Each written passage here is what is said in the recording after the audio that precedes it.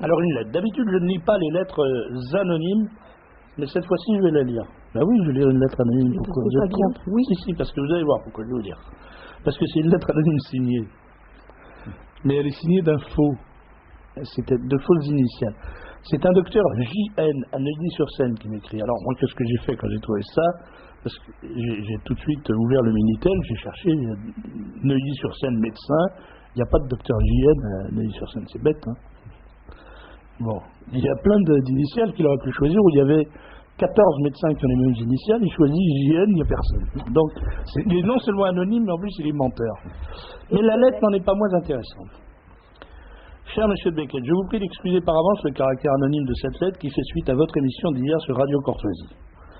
Je ne désire pas faire l'objet de représailles au cas hélas probable où vous et vos sbires arriverez un jour au pouvoir. Vous avez cru bon de vous apitoyer en prologue de votre tribune hebdomadaire sur le sort de, ouvrez les guillemets, ce pauvre monsieur Touvier, fermez les guillemets, qui a fini ses jours dans la souffrance qu'il méritait.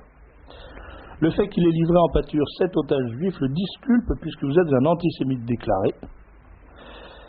Donc la souffrance de M. Touvier est plus importante, celle des 7 otages et de leurs familles ne pèse pas du même poids, après tout ce n'était que des Israélites, et à vous comprendre, il y a 2 poids et 2 mesures dans la douleur.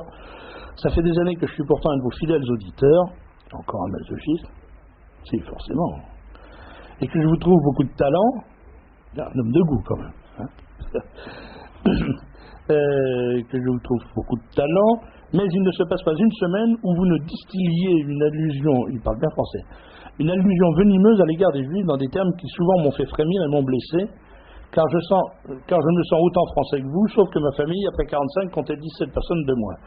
Vous préparez actuellement les esprits de la même et vieille méthode que celle qui fleurissait sous la plume de vos aînés de Gringoire et de Je suis partout dans les années 30. Et pourtant, M. de Beckett, nous partageons paradoxalement les mêmes valeurs de morale, nous faisons partie du même héritage que l'on qualifie si justement de judéo-chrétien. Votre antisémitisme irrationnel et d'instinct ne résisterait pas à une analyse approfondie de ceux qui pourtant nous rapprochent. Votre compassion qui va aujourd'hui à Paul Touvier devrait être moins sélective en pensant aux victimes de cet homme. Oh, je sais que vous n'irez jamais jusque-là, mais au moins il se sera trouvé quelques bonnes âmes pour vous rappeler que l'on ne peut impunément insulter la mémoire. Alors, pourquoi je voudrais répondre à cette lettre anonyme, bien que je ne réponde jamais aux lettres anonymes, c'est parce qu'elle me paraît une espèce d'archétype, de compendium. T'as vu un peu? Hein? Ça t'embouche un coin, hein? Oui. Le compendium des sottises que l'on peut proférer même quand on est un homme intelligent. Parce que à l'évidence, mon scripteur est intelligent. Et il est contre les vérités effrayantes, navrantes, consternantes, accablantes. La première, c'est: je ne désire pas faire l'objet de représailles au cas hélas probable où vous et vos sbires arriverez un jour au pouvoir. Mais mon pauvre monsieur, d'abord, je n'ai pas de sbire. Moi, je suis un petit journaliste de rien du tout. Je ne suis ni un chef de parti, ni un chef de bande, ni un chef de gang, ni un milliardaire, ni un employeur, rien. Je vis de ma plume. Je vis d'ailleurs très très très mal de ma pauvre plume et de mon petit journal misérable.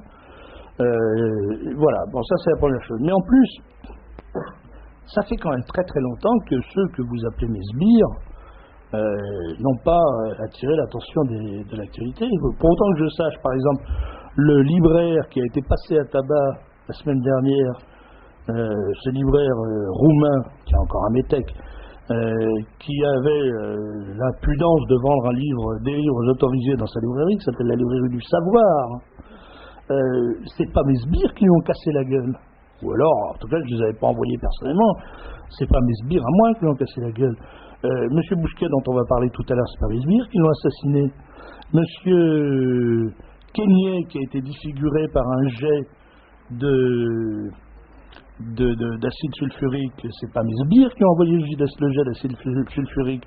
Les gens qui ont été passés à tabac à l'exposition Saint-Loup il y a quelques années, au point qu'il y a une dame de 80 ans qui est restée pendant 3 mois entre la vie et la mort dans le coma profond avec le crâne défoncé, c'est pas mes sbires qui lui ont défoncé le crâne. Cana, c'est pas mes sbires qui pilotaient les avions de bombardement. On peut comme ça en aligner pendant des heures des choses que n'ont pas fait mes sbires à moi. C'est les sbires de qui ont fait ça, à votre avis? Je vous laisse réfléchir. Je suis sûr que vous allez trouver une bonne réponse. Vous allez voir, ça ne va pas être difficile. En plus, vous dites que je me suis apitoyé en prologue de ma tribune hebdomadaire sur le sort de ce, ouvrez les guillemets, pauvre monsieur Touvier. Il faut ouvrir les guillemets quand c'est une citation, monsieur. C'est comment dirais-je, la bonne règle et l'honnêteté qui veut ça. Quand on ouvre les guillemets, on donne une citation. Et là, vous en avez menti, puisque je n'ai jamais parlé de ce pauvre monsieur Touvier. J'ai simplement dit que Chirac s'était montré inhumain dans cette affaire, puisqu'il a laissé mourir en prison un vieillard qui a agonisé pendant plusieurs mois d'un cancer particulièrement atroce, alors que ses enfants tapaient à la porte de la prison pour avoir le droit d'assister au dernier moment de leur père, et que sa pauvre femme était en train de mourir de chagrin parce que son mari était en train de crever tout seul dans sa cellule. On n'a jamais fait ça en France. Il y a une tradition, je ne sais pas si c'est la tradition de toutes les civilisations, c'est peut-être pas la tradition de votre civilisation, mais c'est la tradition de la nôtre. On ne se venge pas sur les malades, sur les mourants et sur les blessés.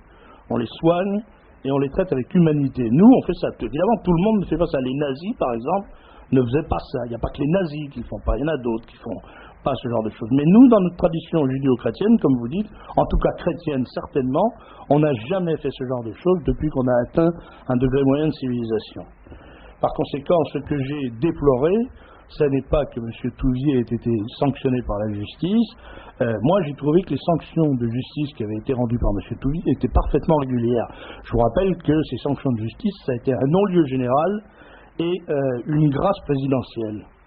Ce qui s'est passé après, c'est pas de la justice, c'est de la bouticaille. Et c'est une ignominie judiciaire, ce qui s'est passé. Car pour la première fois dans l'histoire du droit occidental, je ne sais pas comment ça se passe dans les droits orientaux, mais dans les droits occidentaux, la tradition occidentale de la justice, quand un homme est jugé, il est jugé, quand un crime est jugé, le dossier est fermé, on ne le rouvre pas. Quand quelqu'un est acquitté, c'est sans précédent qu'on ait rouvert le dossier d'un non-lieu suivi d'une grâce générale. Sans précédent dans l'histoire de la justice occidentale. Si vous trouvez que c'est encore pas assez, et qu'après avoir commis cet horrible déni de justice, on ait eu le droit de faire crever ce pauvre vieillard dans une cellule où, écoutez bien ce que je vais vous raconter, c'est le témoignage des gardiens qui ont raconté ça, ces ordures, parce que c'est vraiment des ordures, qui ont raconté ça à la presse, et qui ont dit qu'il pratiquait la fouille à corps sur Touvier, 85 ans, cancéreux au dernier degré. Il rentrait dans la cellule et il le fouillait à corps. Si vous voulez savoir ce que c'est que la fouille à corps, je pourrais vous donner des détails vécus personnellement. Hein? Alors, on a atteint dans le traitement de Touvier un degré d'ignominie, de bassesse et de crapulerie qui est insurpassable. Et vous trouvez encore que c'est pas assez. Vous trouvez, vous, qui êtes certainement un homme d'une grande élévation morale et d'une grande charité, que c'est le sort qu'il a mérité, parce que qu'est-ce qu'il a fait, Touvier? Vous dites qu'il a fusillé cet otage. C'est totalement faux, c'est un mensonge de plus. Il n'a ni livré en pâture cet otage, ni fusillé cet otage. Il a soustrait 93 otages à un ensemble de 100 otages qui avaient été pris par l'occupant, qui était tout puissant dans ce pays, et il n'a pas pu sauver les 7 otages restants. Et c'est ça que vous appelez un crime contre l'humanité. Et c'est pour ça, c'est pour cet accident, je dirais, ce drame, qui a fait qu'ayant sauvé 93 personnes, il n'a pas pu sauver les 7 autres. C'est pour ça que vous trouvez qu'en crevant tout seul à 85 ans dans une cellule, avec les gardes qui lui faisaient une fouille à corps, vous trouvez qu'il l'a bien mérité et que c'était pas encore assez et qu'on n'a pas le droit de dire que c'est un pauvre homme, mais moi je suis désolé. Moi, la police de la pensée, j'emmerde. Et je dirais ce que j'ai envie de dire quand j'ai envie de le dire. La façon dont a été traité Touvier est ignoble. Chirac s'est conduit d'une façon ignoble. Je ne le lui pardonnerai jamais. Et je pense que beaucoup de Français ne le lui pardonneront pas, comme d'ailleurs, parce que, y compris d'ailleurs des Français qui ont voté pour lui. Je pense qu'il y a des gens qui ont été extrêmement choqués, blessés et déçus par ce qui s'est passé ce jour-là à la Santé, quand 4 fois de suite, le président de la République a refusé la grâce d'un homme qui agonisait, qui était, nous disent encore les gardiens de la santé dans une interview vendue à France Soir, déshydraté, sous-alimenté et agonisant. Et sa femme et ses enfants étaient à l'extérieur et attendaient dans l'espérance qu'ils pourraient assister leur père et leur mari dans ces derniers instants. Ça leur a été refusé.